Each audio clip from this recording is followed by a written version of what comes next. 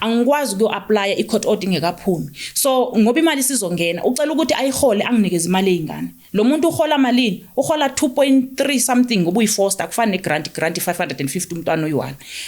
Yazi lo mama wenzeni?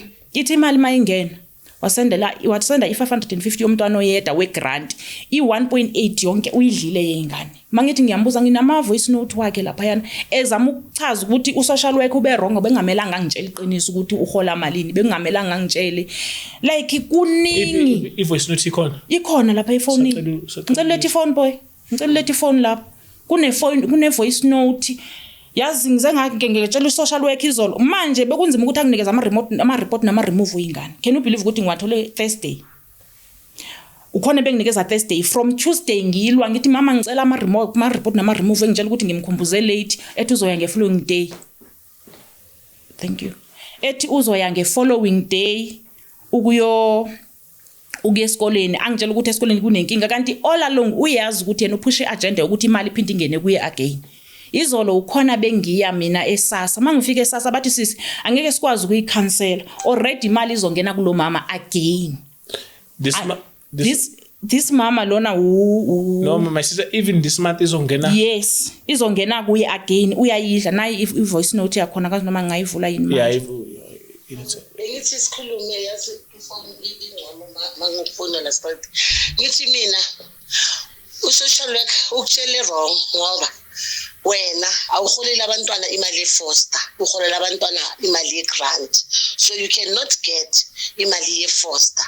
Uyabona noma uyobabhalisa khona manje ubabhalisa uyothola 560 560 years uyothola 560 uyabona ngoba wena you are the parent yabo, mina I'm a foster parent.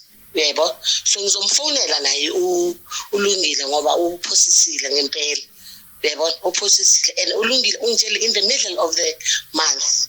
Uyabona ungitshele in the middle of the month abantwana yakhumbula baze na buwe in the middle of the month yabacetha ukuvala ikweli. Uyabona so bese kukhona izinto besinihlelile nami.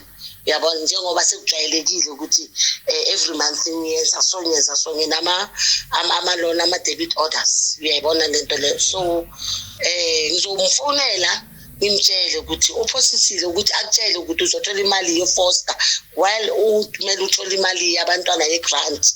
Angazi why akhuluma kanjalo.